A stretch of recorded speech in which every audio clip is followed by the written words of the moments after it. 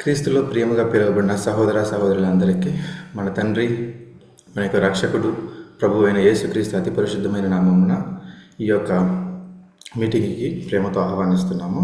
మీ అందరికీ శాంతి సమాధానం కలుగును అని విశ్వసిస్తూ మనం పాఠంలోకి వెళ్దాము. సో మనం గడిచిన పాఠంలో వచ్చేసి సహోదరుడు చెప్పిన రీతిగా మనం మొదటి క్లాస్లో చూసాం, జయించు వారిగా మనం వెళ్తే కంపల్సరీగా క్రీస్తుతో పాటు క్రీస్తు యొక్క రాజ్యము మనకి ఈ భూమి మీద స్థాపించబడుతుంది. తద్వారా ప్రపంచానికి శాంతి అనేది దొరుకుతుందని మనం చూసాము. సో అలా జయించు వారిగా మనం వెళ్ళడానికి మనకు ముఖ్యమైన మార్గం ఏంటంటే అది పరిశుద్ధ గ్రంథముని చూసాము.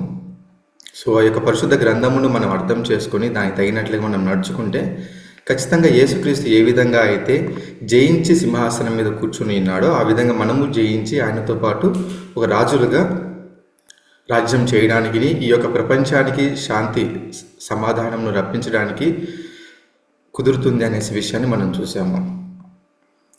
ఇప్పుడు గడిచిన వారంలో వచ్చేసి అలా మనం పరిశుద్ధ గ్రంథం గురించి అది ఎలా మనం ధ్యానించాలనే విషయంలో ఒక ముఖ్యమైన 7 పద్ధతులను తెలుసుకొని అందులో ఒక 3 పద్ధతులను గురించి మనం చూసాము. అందులో మనం ఈరోజు వచ్చేసి అదే బైబిల్ని ఎలా చదవాలనే భాగం 2 అనేది మనం చూడబోతున్నాము. అలా చూడడానికంటే ముందుగా మనందరికీ తెలిసిందే, మనం ఈ యొక్క పాఠాలు అనేది మనము యోహాను 8వ అధ్యాయం 32వ వచనం ప్రకారం సత్యం మాత్రమే మనల్ని ఈ యొక్క ప్రపంచంలో ఉన్న అసత్యం నుంచి విడుదల చేస్తుందనే విషయాన్ని దాని ద్వారా మనం ధ్యానం చేస్తున్నామనే విషయాన్ని జ్ఞాపకం చేస్తున్నాను. సో మనం మొదటిగా గడిచిన పాఠంలో మనం ఒకసారి రివ్యూ చూస్తే మనము యోహాను 5వ అధ్యాయం 39వ వచనంలో మనం చూసినట్లుగా మన వాక్యాన్ని వచ్చేసి పరిశోధించి మనం చదవాలి.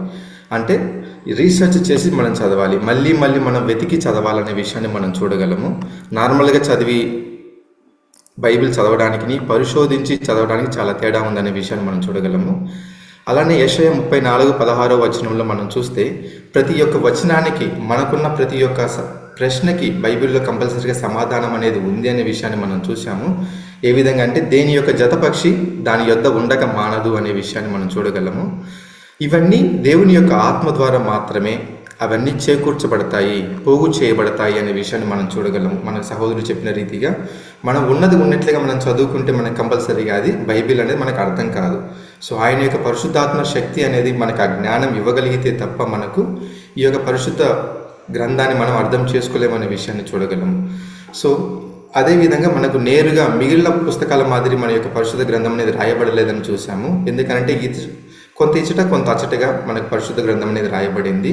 ఎవరైతే దాన్ని వెతికి దానిలో ఉన్న అసలైన సత్యాన్ని తెలుసుకోగలరో వారు మాత్రమే నిత్య జీవాన్ని చేరుకునేలా ఈ యొక్క పరిశుద్ధ గ్రంథము దేవుని ద్వారా రాయబడిందనే విషయాన్ని మనం గమనించాము. అలానే మన యొక్క ఆలోచనల కొరకు కొన్ని యొక్క బైబిల్లో నుండి కొన్ని ప్రశ్నలను మనం చూసాము, వాటికి సంబంధించి కొన్ని జవాబులను మనం చూసాము.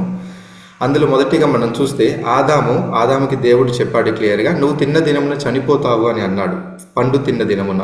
కానీ ఆయన చనిపోలేదు.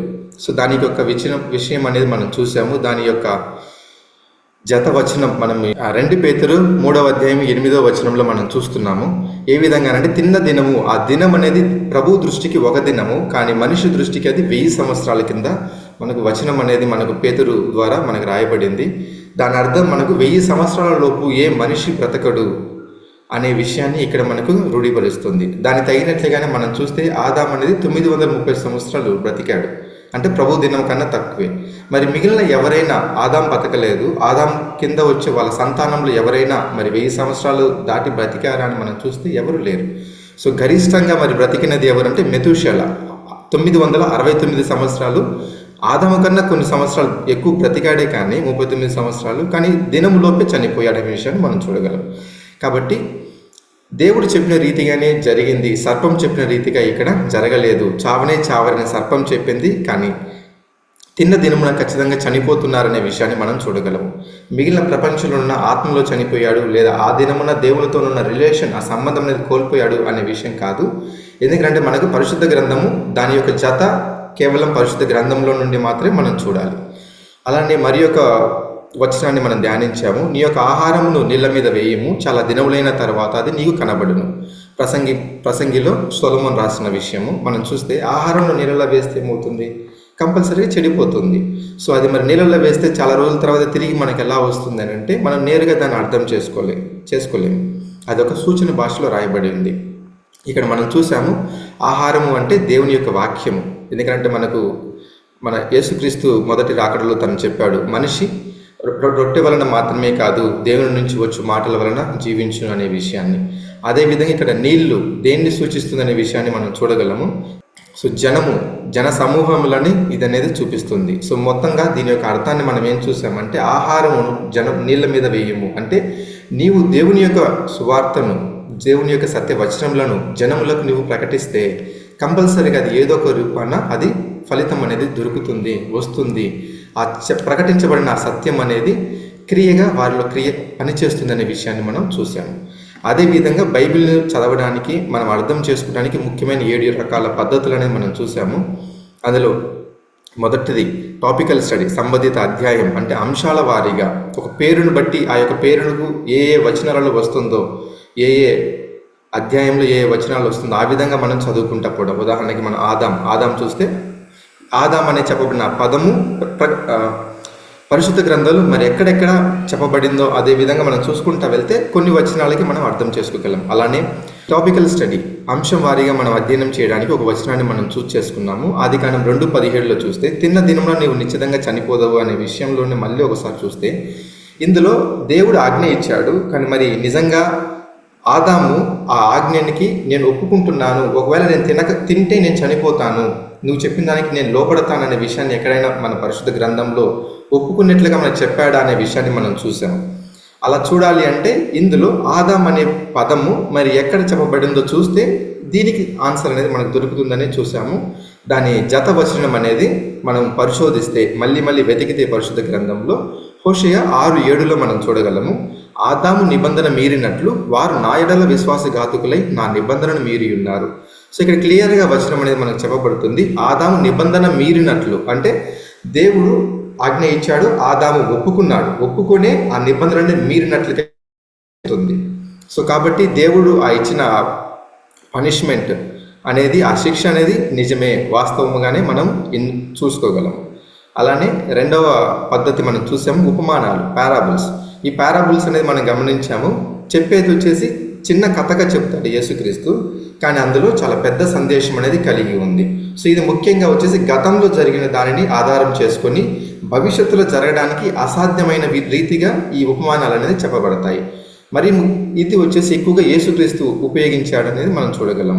అందుకని మనం చూసాము యేసుక్రీస్తు చెప్పేటప్పుడు శిష్యులకే అర్థం కావట్లా.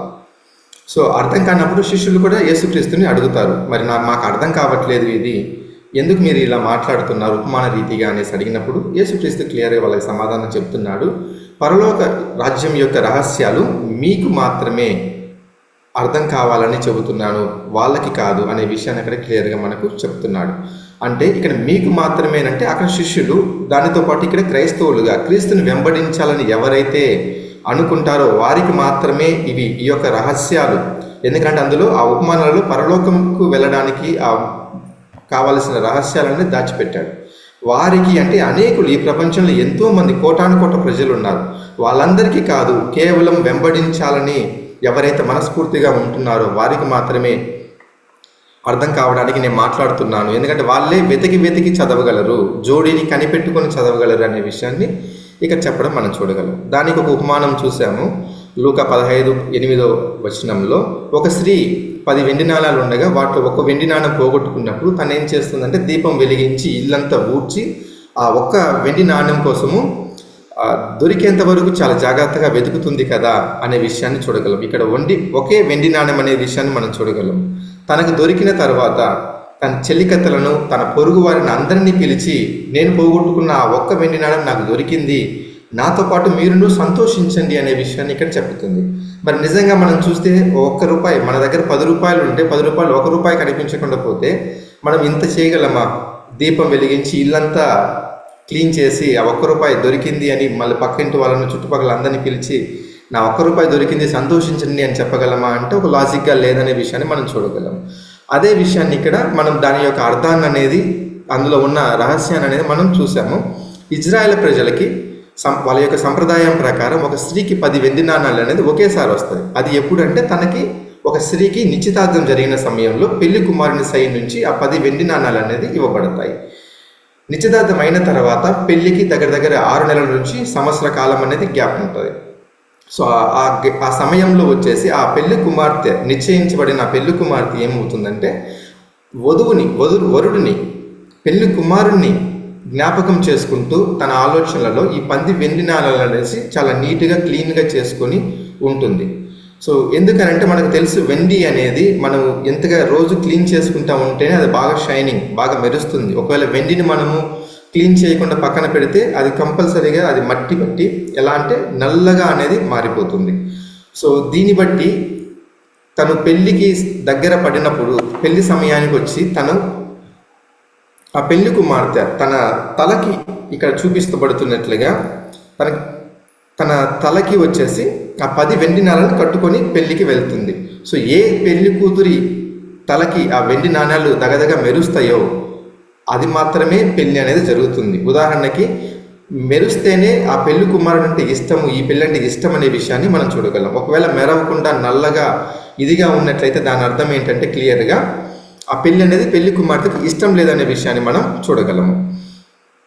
సో ఇది ఒక మనం చూసిన విధానం ప్రకారం ఆ ఒక్క వెండి నాణ్యం మిస్ అవ్వడం ద్వారా పెళ్ళే జరగకుండా పోతుందనే విషయాన్ని మనం ఇక్కడ చూడగలము. అదే అసలైన విషయం అనేది దీని యొక్క అర్థాన్ని మనము బైబిల్లో మరొక చెప్పబడిన పెళ్లిని బట్టి మనం జ్ఞాపకం చేస్తున్నాం. అదే గొర్రె పిల్లల యొక్క వివాహ మహోత్సవం. ఇక్కడ మనం చూస్తున్నాం, రానున్న రోజుల్లో జరగబోయే ఒక పెళ్లి. అందులో పెళ్లి కుమారుడు మన యొక్క ప్రభు అయిన యేసుక్రీస్తు, అక్కడ పెళ్లి కుమార్తె అది అనేది మనముగా చూసాము. నిజంగా మనమేనా, ఎలా అవుతాము అనే విషయాన్ని పౌలు మాటల్లో మనం చూసాము. 2 కొరింథీయులు 11:2లో దేవ ఆసక్తి మీ ఎడల ఆసక్తి కలిగి ఉన్నాను, ఎందుకనగా పవిత్రులైన కన్యకునుగా ఒకే పురుషుడికి అనగా క్రీస్తుకి సమర్పించాలని మిమ్మును ప్రదానం చేసేది. ఇక్కడ క్లియర్గా మనల్ని క్రైస్తవులని ఇక్కడ నిశ్చయితార్థం చేశారనే విషయాన్ని ఇక్కడ మనం చూస్తాం.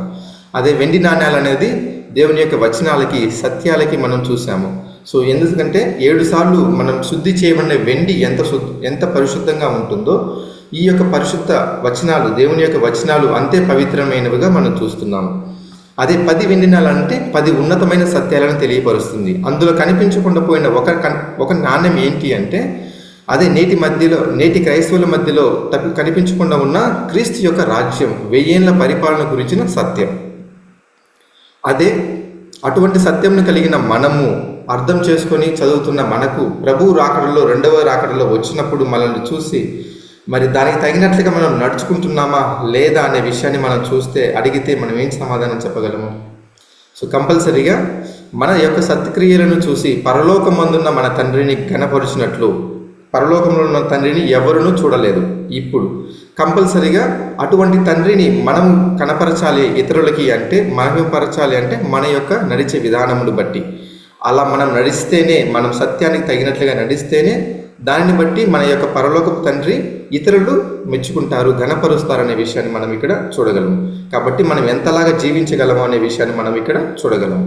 ఇది తప్ప మన నుంచి సత్యానికి తగిన జీవితాన్ని తప్ప మరి ఏమీ మన నుంచి దేవుడు ఆశించట్లేదు. ఇదే ఇందులో ఈ యొక్క ఉపమానంలోనున్న పరలోకపు రహస్యాన్ని అనేది మనం చూసాము. అదే ఇంకొక స్టడీ మనం చూసాము, మెథడ్ సందర్భానుసారమైన అధ్యయనం. ఇందులో ఆ రాసిన రైటర్ ఏ వ్యక్తి అయితే రాశారో ఆ పర్టికులర్ వచనాన్ని, ఉదాహరణకి కీర్తనలు చూస్తే దావీదు రాశారు, కొన్ని ప్రసంగి చూస్తే సొలొమోను రాశారు.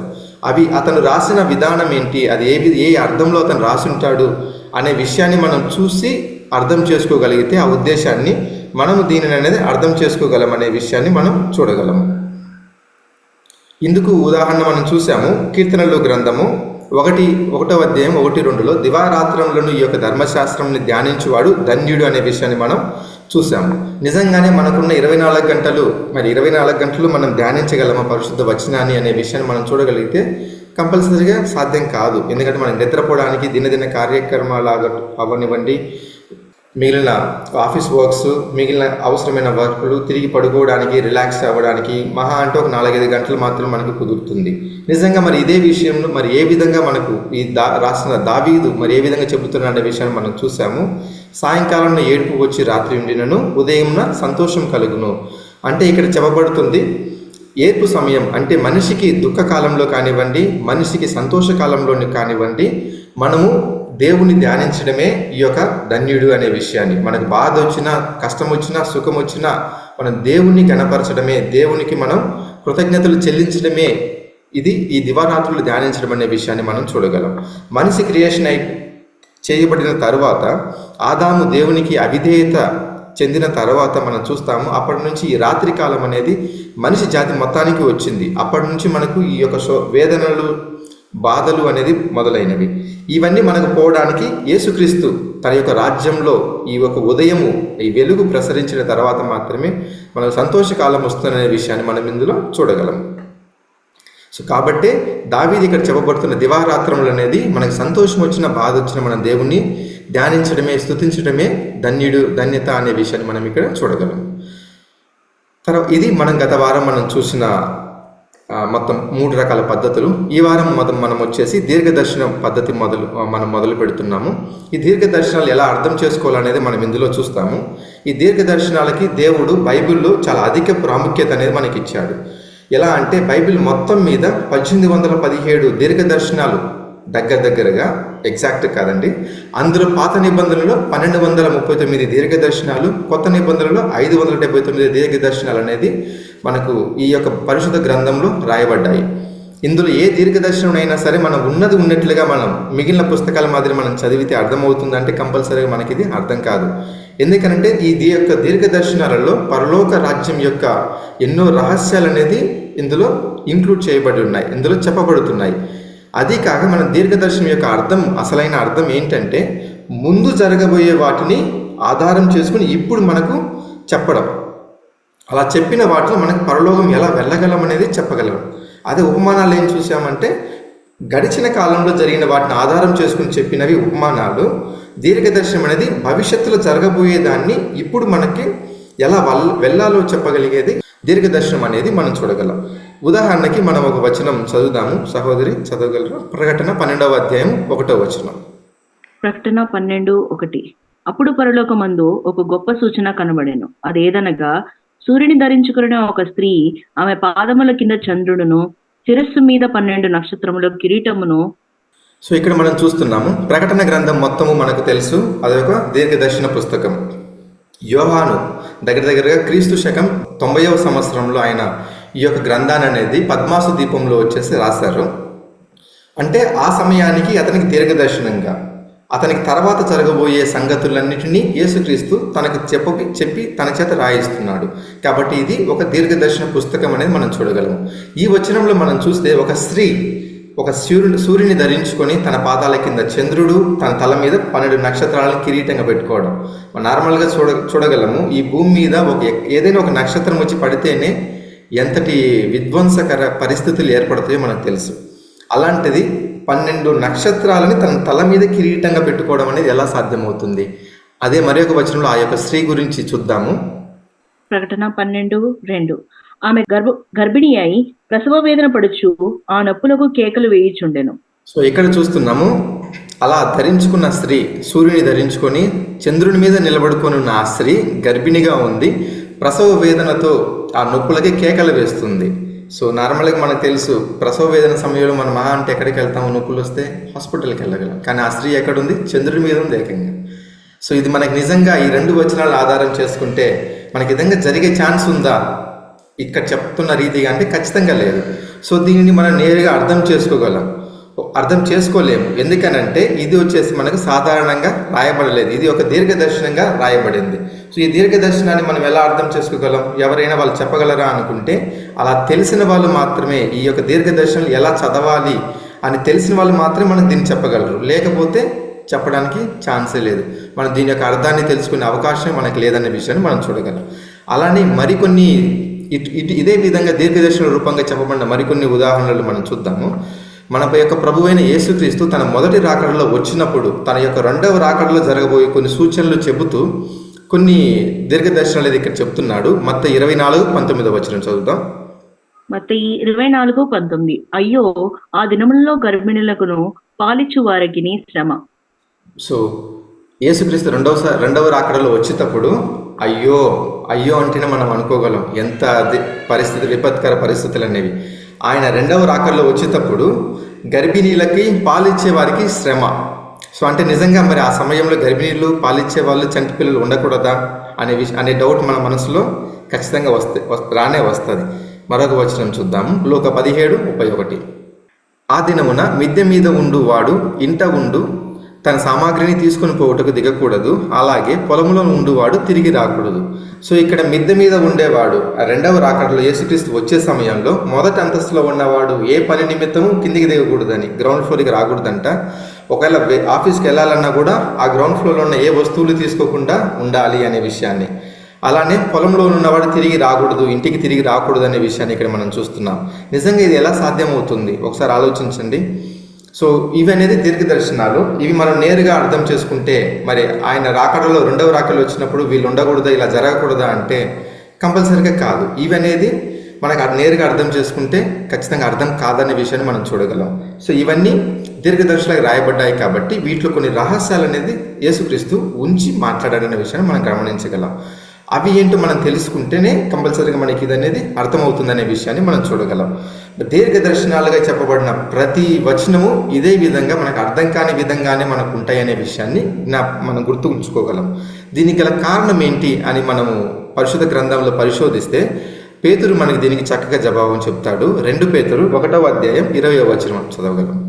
2 పేతురు 1:20. ఒకడు తన ఊహను బట్టి చెప్పుట వలన లేఖనములో ఏ ప్రవచనమును పుట్టదని మొదట గ్రహించుకునవలెను. సో మనం బైబిల్ని చదివేటప్పుడు మొదటగా మనకు తెలుసుకోవాల్సిన విషయం ఏంటంటే ఏ యొక్క మనిషి యొక్క ఊహను బట్టి బైబిల్లో ఈ యొక్క ప్రవచనం, ఈ యొక్క దీర్ఘదర్శనం పుట్టదనే విషయాన్ని మనం గుర్తుంచుకోవాలి. అంటే ఉన్నది ఉన్నట్లుగా మనం నేరుగా చదివితే ఈ యొక్క దీర్ఘదర్శనాలుగా లేదా ప్రవచనాలు అనేది మనము అర్థం చేసుకోగలమా అంటే కంపల్సరీ చేసుకోలేమనే విషయాన్ని మనకి ఇక్కడ అపోస్తలుడైన పేతురు మనకి క్లియర్గా చెప్తున్నాడు. అదే మన దీర్ఘదర్శనాలు మరి ఎలా చదవాలి, దాని యొక్క అర్థాలను మనం ఎలా అర్థం చేసుకోగలము అనే దానికి మరొక దీర్ఘదర్శనాన్ని మనం చూద్దాము. యెషయా 21:1. యెషయా 21:1. సముద్ర తీరమునున్న అడవి దేశమును గూర్చిన దేవోక్తి దక్షిణ దిక్కున సుడిగాలి విసురునట్లు అరణ్యము నుండి భీకర దేశము నుండి అది వచ్చుచున్నది.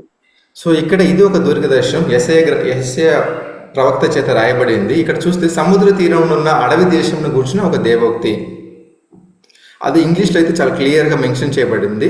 The burden of the desert of the sea, the burden of the desert of the sea. So ఇక్కడ మనకు చాలా క్లియర్గా ఇక్కడ మనకు ఇంగ్లీష్లో అది కరెక్ట్గా ఉంది ట్రాన్స్లేషన్లో, తెలుగులో అది మనకు అర్థం కాని విధంగానే ఉంది. బర్డెన్ అరణ్యానికి ఒక బర్డెన్, ఒక భారం సముద్రం. సో ఇదే విధంగా మనకి ఇక్కడ చూస్తున్నాం. సో నిజంగా మనం అది ఒక దీర్ఘదర్శనం. మరి దాని యొక్క అర్థం ఏంటి అనే విషయాన్ని మనం చూస్తే మనం దానికి అర్థం చేసుకోవడానికి ముందుగా ఇక్కడ మొత్తం 3 పదాలు అనేది చెప్పబడుతుంది. 1 సముద్రము, 2 బర్డెన్ అంటే ఒక భారము, 3 అరణ్యం డిజర్ట్. ఈ 3 యొక్క అర్థాలను మనం అర్థం చేసుకుంటే దీర్ఘదర్శనాలలో వీటి యొక్క అర్థం ఏంటనే మనం అర్థం చేసుకుంటే కంపల్సరీ ఈ యొక్క వచనానికి, ఈ యొక్క దీర్ఘదర్శనానికి మనకు విషయం అనేది అర్థమవుతుంది. సో మొదటగా మనం భారం అంటే ఏంటో అర్థం చేసుకుందాము. సో దాని యొక్క జోడీ వచనం మనకి ఇర్మియా గ్రంథము 23:33 చదువుదాం. ఇర్మియా 23:33. మరియు ఈ జనములలో ఒకడు ప్రవక్తియే గాని యాజకుడే గాని యెహోవా భారమేమి అని నిన్ను అడుగునప్పుడు నీవు వారితో ఇట్లనము, మీరే ఆయనకు భారము, మిమ్ముని ఎత్తి పారవేతును, ఇదే యెహోవా వాక్కు. సో ఇక్కడ ఇర్మియా అనే గ్రంథం కూడా మనకు ఆ పుస్తకం కూడా తెలుసు. ఇర్మియా పుస్తకం కూడా ఒక దీర్ఘదర్శన పుస్తకమే మన యొక్క పరిశుద్ధ గ్రంథంలో. ఆ యొక్క దీర్ఘదర్శనంలోనే మరి ఒక దీర్ఘదర్శనానికి మనకు ఒక అర్థం అనేది మనం చూస్తున్నాము. ఇక్కడ భారం అంటే ఇక్కడ క్లియర్గా చెప్తున్నారు, యెహోవా భారం ఏమని అడగగా నీవు ఇట్లనము, మీరే ఆయనకు భారం, మిమ్మల్ని ఎత్తి పారవేయను అంటే మిమ్మల్ని వదిలేస్తాను, మిమ్మల్ని పాలదోరుతాను అనే విషయాన్ని ఇక్కడ మనం చూస్తున్నాం. సో భారం అనేది I will even forsake you, నేను మిమ్మల్ని వదిలేస్తాను అనే విషయాన్ని ఇక్కడ మనకు భారం అనే దానికి అర్థం. అదే 2 సముద్రం యొక్క అర్థం అనేది మనం చూద్దాము. యెషయా 57వ అధ్యాయం 20వ వచనం. యెషయా 57:20 భక్తిహీనుడు కదులుచున్న సముద్రం వంటి వారు. చాలు సిస్టర్. అది ఇక్కడ భక్తిహీనుడు కదులుచున్న సముద్రం వంటి వారు. ఇక్కడ సముద్రం అనే దానికి ఏం సూచిస్తుందంటే భక్తిహీనులు. భక్తిహీనులు అంటే జనం. సో ఇక్కడ మరొక వచనం మనం చూద్దాము. ప్రకటన 17వ అధ్యాయం 15వ వచనం. ప్రకటన 17:15 మరియు ఆ దూత నాతో ఈలాగు చెప్పెను, ఆ వేశ్య కూర్చున్న చోట నీవు చూచిన జలములో ప్రజలను, జనసమూహములను, జనములను, ఆయా భాషలు మాట్లాడు వారిని సూచించును. సో ఇక్కడ మళ్ళీ ఇంకొక ప్రకటన గ్రంథంలోను మనం చూస్తే ఆ యొక్క జలము అంటే సముద్రము, నీరు అనేది దేనికి సూచనగా ఉందంటే ప్రజలను, జన సమూహములను, జనములను, ఆయా భాషలు మాట్లాడిని అంటే జన సమూహములని ఈ సముద్రం అనేది సూచిస్తుంది. సో మొత్తం మీద మనం ఈ యొక్క వచనానికి అర్థాన్ని మనం చూద్దాం. ఇప్పుడు మూడిటికి మీనింగ్ల అర్థం రెండింటికి చూసాము. భారము, సముద్రానికి మీనింగ్ చూసాము. వీటిని మళ్ళీ ఒకసారి కంపైల్ చేద్దాము. సముద్ర తీరమునున్న అడవి దేశమున గూర్చిన దేవోక్తి, the burden of the desert of sea. దీని యొక్క దీర్ఘదర్శనం యొక్క అర్థాన్ని మనం చూడబోతున్నాము. ఇందులో సముద్రము, అరణ్యము, భారము. ఇక్కడ మనం చూసాము. మొదటగా భారం అంటే మిమ్మల్ని ఎత్తి పారవేద్దును. ఇర్మియా గ్రంథము 23:33లో చూసాము. ఎత్తి పారవేద్దును అంటే మిమ్మల్ని వదిలేస్తాను అనేసి ఇక్కడ చెప్తున్నాడు. అదే సముద్రం అనే దాన్ని మనం చూస్తున్నాము. జన సమూహము ప్రకటన 17:15లో చూసాము. దీన్ని బట్టి అరణ్యము యొక్క మీనింగ్, దాని యొక్క అర్థం ఏమై ఉండొచ్చు అనేది మనం జనరల్గానే అర్థం చేసుకుందాము. ఉదాహరణకి అరణ్యానికి ఆపోజిట్ ఏముంటుందంటే సిటీ, నగరం. సో నగరంలో చూస్తే మనకు ప్రతిదీ ఒక డిసిప్లిన్, ఒక క్రమం అనేది ఉంటుంది. ఉదాహరణకి ఒకరు ఏదైనా తప్పు చేస్తే, ఒక దొంగతనం జరిగితే పోలీసులు వెంటనే వస్తారు, లేదా ఒక యాక్సిడెంట్ జరిగితే అంబులెన్స్ వస్తుంది, హాస్పిటల్లో తీసుకెళ్తారు. సో ఇలాంటిది ఒక డిసిప్లిన్ అనేది ఈ యొక్క నగరాలలో ఉంటుంది. బట్ అదే అరణ్యంలో ఉంటుందా అంటే ఖచ్చితంగా ఉండదు. ఇక్కడ ట్రాఫిక్ సిగ్నల్స్ ఉంటాయి మనుషులు వెళ్ళడానికి, రోడ్స్లో, వీటన్నిటిలో. బట్ అక్కడ మనకు అలాంటి క్రమం అనేది ఉండదు. సో దీన్ని బట్టి మనం అర్థం చేసుకునేది ఏంటంటే బైబిల్లో అరణ్యం అనేది అక్రమం అనే విషయానికి ఇక్కడ విషయం అనేది మనం చూడగలం. సో మొత్తంగా ఇక్కడ మనం చూస్తే ప్రజలు అక్రమం పారవేద్దును, మిమ్మల్ని ఎత్తి పారవేద్దును అంటే మిమ్మల్ని వదిలేస్తాను. ఇవి మొత్తం మీదుగా మనకు ఈ యొక్క దీర్ఘదర్శనంలో ఉన్న ముఖ్యమైన పదాలకు అర్థాలు. వీటన్నిటిని ఒకటిగా మనం అర్థమైన రీతిగా మనం చూస్తే నేను అక్రమ జనములను ఎత్తి పారవేస్తాను, నేను అక్రమ జనములను వదిలేస్తాను అనే విషయాన్ని ఇక్కడ మనకు దేవుడు అనేది మాట్లాడుతున్నాడు దీర్ఘదర్శనం. సో దేవుడు నేను అక్రమ జనాలను నేను వదిలేస్తాను అని చెప్పడానికి దీర్ఘదర్శన రూపంగా ఆయన ఏమని మాట్లాడుతున్నాడు అంటే సముద్ర తీరమున ఉన్న అడవి దేశమును గూర్చిన దేవోక్తి అనే విషయాన్ని అక్రమ జనాలను నేను వదిలేస్తానని చెప్పడానికి ఉపయోగించాడనే విషయాన్ని ఇక్కడ మనం చూడగలం. దానికి ఉదాహరణకి దేవుడు అనేది ఒక ఆర్డర్, అంటే God is the order of God, ఒక క్రమం గలవాడు దేవుడు. కాబట్టి జనాలని ఆ క్రమంలో తీసుకెళ్ళడానికి ఎన్నో అవకాశాలు అనేది ఇస్తాడు. అయినప్పటికీ ఆ అవకాశాలను ఉపయోగించుకొని ఈ యొక్క క్రమంలోకి రాకపోతే చివరికి ఆయన వదిలేస్తాడు. అదే విషయాన్ని ఇక్కడ చెప్తున్నాడు. అక్రమ జనములని చెప్పి విన్నప్పటికీ, అవకాశాలు ఇచ్చినప్పటికీ వాళ్ళు సరి చేసుకోలేని వాళ్ళని నేను వదిలేస్తాను అని చెప్పడం ఈ యొక్క దీర్ఘదర్శనం యొక్క అర్థం అనే విషయాన్ని మనం ఇక్కడ చూడగలం. ఇది దీర్ఘదర్శనం ఏ విధంగా చదవాలి, ఎలా అర్థం చేసుకోవాలనేది మనం ఇక్కడ చూసాము. తర్వాతది సింబాలిక్ లాంగ్వేజ్, సూచన భాష. ఇది వచ్చేసి ఇప్పుడు ఇంతవరకు మనం చూసింది మనకు తెలుసు, ఒక చిహ్నాలు, సంకేతాలను ఉపయోగించి మాట్లాడడం. ఇంతవరకు చూసిన ప్రతి వచనాలు ఇంతవరకు మనం చూసాము ఈ యొక్క దీర్ఘదర్శన భాషను ఎలా అర్థం చేసుకోగలగాలని. అందులో ప్రతి వచనంలోనూ ఈ యొక్క సూచన భాషలో అనేది ఉందనే విషయాన్ని మనం గమనించగలం. ఇక్కడ ఉదాహరణకి మనం చూస్తే ఈ యొక్క సూచన భాష మనం ఎలా అర్థం చేసుకోగలని మనం మొదట చూసాం. ఆహారము, ఇక్కడ ఆహారం చెప్పబడుతుంది మత్తయి 4:4లో. మన దేవుని యొక్క వాక్యం అనేది మనం గత క్లాసెస్లో మనం చూసాము. ఎందుకంటే అందుకు ఆయన మనుష్యుడు రొట్టె వలన మాత్రమే కాదు దేవుని నుండి వచ్చు ప్రతి మాట వలన జీవించుననే వచనం బట్టి ఆహారం అనేది దేవుని వాక్యానికి మనం సూచిస్తుంది చూసాం. మరి ఆహారానికి దేవుని వాక్యానికి గల సంబంధం ఏంటి, ఈ రెండింటికి ఏదైనా సంబంధం ఉందా అని చూస్తే ఖచ్చితంగా ఉంది. కాబట్టి మనకు బైబిల్లో ఈ రెండింటికి ఒక పోలిక అనేది ఉంచారనే విషయాన్ని మనం చూడగలం. ఉదాహరణకి మనం ఆహారాన్ని కొన్ని రోజులు తీసుకోకపోతే ఖచ్చితంగా మనం ఏమవుతాం, నీరసిస్తాం మొదటగా, తర్వాత చనిపోయే పరిస్థితులు కూడా జరుగుతాయి. అదే మన యొక్క ప్రభువైన యేసుక్రీస్తుకి మన నిత్య జీవాన్ని ఇవ్వాలనుకున్నప్పుడు కేవలం మన ఈ ఆహారం మాత్రమే సరిపోతుందా అంటే ఖచ్చితంగా కాదు. సో దానికి వచనాలు కూడా, అంటే జీవం గల వచనాలను కూడా మనకు ఇవ్వాలి. అదే మనం ఒక సందర్భంలో మనం గమనించగలము. లాస్ట్ సప్పర్ శిష్యులతో పాటు యేసుక్రీస్తు పస్కా అనుసరించడానికి కూర్చున్నప్పుడు ఆయన చెప్తాడు, నా యొక్క రొట్టెను నా యొక్క శరీరంగాను, ద్రాక్షారసము నా యొక్క రక్తంగాను మీరు దీన్ని స్వీకరించండి, నన్ను జ్ఞాపకం చేసుకోవడానికి స్వీకరించండి ప్రతి సంవత్సరం అనేసి చెప్తాడు. ఆ సందర్భంలో ఎంతోమంది శిష్యులుగా ఉన్నారు. వాళ్ళందరూ ఆ యొక్క విషయాన్ని విని ఇది కఠినమైన బోధన, ఇది ఎవరు చేయగలరు అనే విషయాన్ని నుంచి చెప్పి అక్కడి నుంచి వాళ్ళందరూ వెళ్ళిపోతారు. ఎందుకంటే యూద ధర్మశాస్త్రం ప్రకారం మనం చూడగలం, రక్తాన్ని తాగడం అనేది అపవిత్రం, పాపం, బైబిల్లో క్లియర్గా చెప్పబడింది ధర్మశాస్త్రంలో. కాబట్టి అలాంటిది యేసుక్రీస్తు తన యొక్క రక్తాన్ని తాగండి అని ఇక్కడ చెప్పడంలో వాళ్ళందరూ వెనక్కి వెళ్ళిపోతారు. కానీ అక్కడ శిష్యులు మాత్రం నిలబడతారు. నిలబడినప్పుడు మరి మీరు మాత్రం ఉన్నారేంటి, మీరు వెళ్ళొచ్చు కదా అనేసి యేసుక్రీస్తు అడిగినప్పుడు పేతురు ఇక్కడ చాలా చక్కని సమాధానం అని ఇస్తాడు.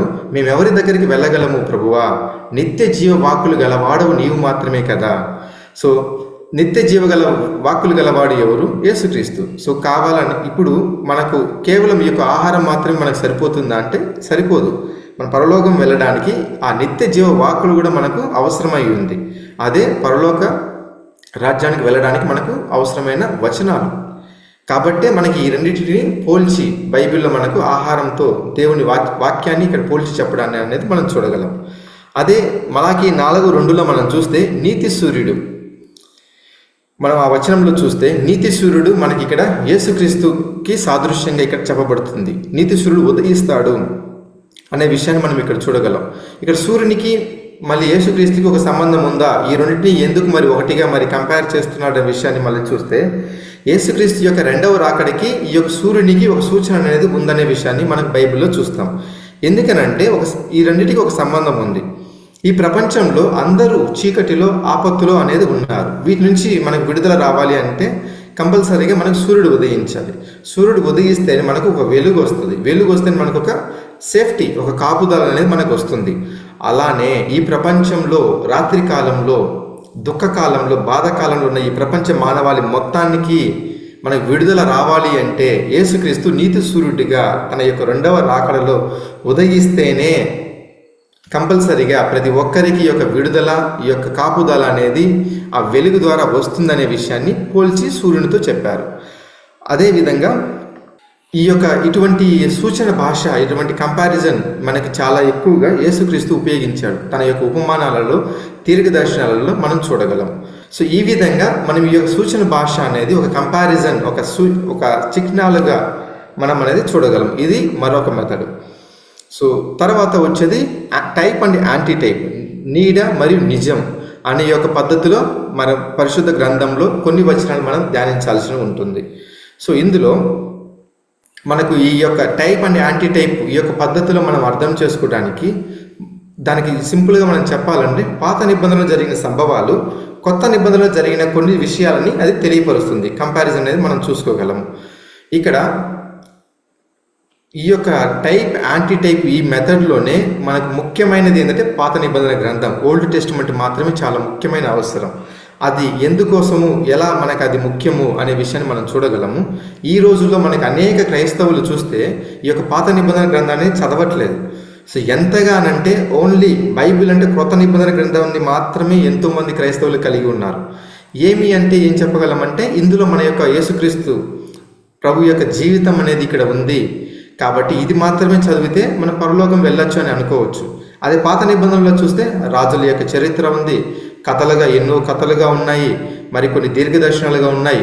మనకు అర్థం కాదు రాజుల చరిత్ర, మనకు అవసరం లేదు. సో దానికి ఎందుకు కొత్త నిబంధన చదివితే చాలు కదా అనే విషయంలో చాలామంది క్రైస్తవులు అనేది ఉండడం అనేది బాధాకర విషయం. నిజంగా ఇది ఈ యొక్క మెథడ్ ద్వారా, ఈ యొక్క నిజం, నీడ యొక్క పద్ధతి ద్వారా పాత నిబంధన యొక్క ముఖ్యత్వం అనేది మనం ఇందులో చూడగలము. అది ఎందుకోసం రాయబడింది అనే విషయాన్ని మనం ఇక్కడ ఒక చిన్న సంభవం బేస్ చేసుకుని మనము ఈ యొక్క పద్ధతిని ఎలా అర్థం చేసుకోవాలనేది చూద్దాము. ఇక్కడ మనందరికీ తెలిసిందే, ఈ పాత నిబంధనలో దేవుడు నచ్చిన, బైబిల్ మొత్తము ఆక్రమించబడిన సంతానం ఏదైనా ఉంది అంటే అది యొక్క అబ్రహాం సంతానం. అదే ఇజ్రాయెల్ దేశం, ఇజ్రాయెల్ ప్రజల గురించే మనకి బైబిల్లో చాలా ఎక్కువగా చెప్పబడేది మనం చూడగలం. వీరి గురించి మనం కొత్తగా చెప్పాల్సిన అవసరం లేదు, ఎందుకంటే ప్రతి ఒక్క క్రైస్తవునికి ఈ అబ్రహాం గురించి కానివ్వండి, ఆయనకి ఇవ్వబడిన వాగ్దానాలు కానివ్వండి, తద్వారా వచ్చిన ఈ ఇజ్రాయెల్ ప్రజల గురించి విషయం చాలా వరకు అందరికీ తెలిసిన విషయమే. వీళ్ళు ఒకానొక సందర్భంలో ఈజిప్ట్లో వచ్చేసి యోసేపు గురించి తెలియని ఒక ఫరో అక్కడ రాజుగా వచ్చినప్పటికీ, ఇక్కడ ఫరో అంటే మీరు ఒక రాజు పేరు అనుకోవద్దండి, రాజు యొక్క పదవి. ఇక్కడ మనకు దేశంలో ప్రధానమంత్రి, రాష్ట్రపతి ఎలాంటి ఒక పోస్ట్ ఉందో అలాంటిదే ఫరో అనేది ఒక పదవి పేరు మాత్రమే, రాజు పేరు కాదు. అలా రాజు ఆ యొక్క ఫరో మారినప్పుడు ఇజ్రాయెల్ ప్రజలు అప్పటికి ఎంతగానో వృద్ధి చెంది ఉన్నారు, అక్కడ ఎంతో డెవలప్ అయి ఉన్నారు ఆ గోషేను ప్రాంతంలో. కానీ ఈ యొక్క రాజు మారినప్పుడు యోసేపు గురించి తెలియదు, వీళ్ళు ఇంతమంది జనాభా ఇంత అభివృద్ధి చెంది ఉన్నారు, ఒకవేళ వీళ్ళు రాజుకి అగైనెస్ట్గా తిరగబడితే కష్టమవుతుందనే విషయాన్ని ఆలోచించి తన మనసులో వీళ్ళందరినీ బానిసలుగా చేసుకున్నారు. సో బానిసలుగా చేసుకొని వీరి ద్వారా లెక్కలేని పనులు, ఎన్నో పనులు, కష్టమైన పనులు, వెట్టి పనులు వీళ్ళని చేయించుకుంటా వచ్చారు. ఎంతలాగా అంటే వీళ్ళకి పై స్థాయిలో ఒక టాస్క్ మాస్టర్స్, ఒక అధికార వర్గాన్ని వాళ్ళ మీద కేటాయించి వీళ్ళని కొరడాలతో కొట్టించి చావు దెబ్బలు కొడుతూ వీళ్ళ చేత ఎన్నో నగరాలు, ఎన్నో పట్టణాలు వీళ్ళ చేత కట్టించుకున్నారు. అలా వెట్టి పనులు చేయించుకుంటూ ఎన్నో నిట్టూర్పులు ఈ ఇజ్రాయెల్ ప్రజలు, దేవుని సంతానమైన ఇజ్రాయెల్ ప్రజలు ఈజిప్ట్లో బానిసలుగా ఉన్న సిచ్యువేషన్లో మనం చూడగలం. అలా ఒకానొక సందర్భంలో ఇంకా చావే పరిస్థితి, మనకి ఇక్కడ విడుదలే లేదు అన్నంతలాగా వాళ్ళు దేవునికి మొరపెడుతూ ఉన్న సందర్భంలో మనం చూడగలము. నిర్గమాకాండం 2వ అధ్యాయం 23 నుంచి 25 వచనాలు చదవగలం. నిర్గమ 2వ అధ్యాయం 23 నుంచి 25. అలాగున అనేక దినములు జరిగిన మీదట ఐగుప్తు రాజు చనిపోయాను. ఇశ్రాయేలులు తాము చేయుచున్న వెట్టి పనులను బట్టి నిట్టూర్పులు విడిచుచు మొరపెట్టుచుండగా తమ వెట్టి పనులను బట్టి వారు పెట్టిన మొర దేవుని యొద్దకు చేరను. 24. కాగా దేవుడు వారి మూలుగులను విని అబ్రహాము, ఇస్సాకు, యాకోబులతో తాను చేసిన నిబంధనను జ్ఞాపకం చేసుకున్నాను. 25. దేవుడు ఇశ్రాయేలీయులను చూచెను, దేవుడు వారి యందు లక్ష్యం ఉంచెను. సో ఇప్పుడు చూస్తాము, వారు పెట్టిన మొర, ఆ యొక్క ప్రార్థన అనేది దేవుని యొద్దకు చేరింది. మరి ఊరకనే ఉంటాడా దేవుడు? తనకిష్టమైన జనము, వారి పితరులైన అబ్రహాము, ఇస్సాకు, యాకోబులకు ఇచ్చిన వాగ్దానాలను జ్ఞాపకం చేసుకొని వారిని విడిపించడానికి ఇదివరకే మోషే అనేది మనం తెలుసు, మిద్యాన్ అరణ్యంలో సిద్ధపరిచాడు. సో ఆ మోషేని ఫరో ముందుకి పంపిస్తాడు. ఫరో ముందుకి పంపించి మోషే ద్వారా వారిని బయటికి అరణ్యంలోకి పంపించి కనానుకి వెళ్ళడానికి ఇజ్రాయెల్ జనాన్ని విడుదల చేయమని అడుగుతారు. కానీ అక్కడ ఫరో అనేది ఒప్పుకోడు పంపించడానికి. సో ఎందుకు అంటే వీళ్ళు చాలా తక్కువ జీతంతో లెక్కలేని పనులు, చాలా ఎక్కువ పనులు అనేది చేస్తున్నారు ఈ బానిసలుగా ఉన్న ఇజ్రాయెల్. కాబట్టి వీళ్ళు పోతే అలా విధంగా తక్కువ జీతంతో ఇన్ని పనులు చేసే ఏ బానిసలు వాళ్ళకి లేరు. కాబట్టి ఫరో అక్కడ అనుమతించట్లేదు వెళ్ళడానికి. కాబట్టి మోషే ద్వారా మనం చూస్తాము, వివిధ రకాల తెగులని దేవుడు వాళ్ళ ఈజిప్ట్ ప్రజల మధ్యలో అనుమతించి మనం చూడగలం. 10 రకాల తెగులు అనేది అనుమతించాడు. అందులో 1 నుంచి 9వ తెగులు వరకు ఫరో చాలా కఠినంగా ఉంటాడు.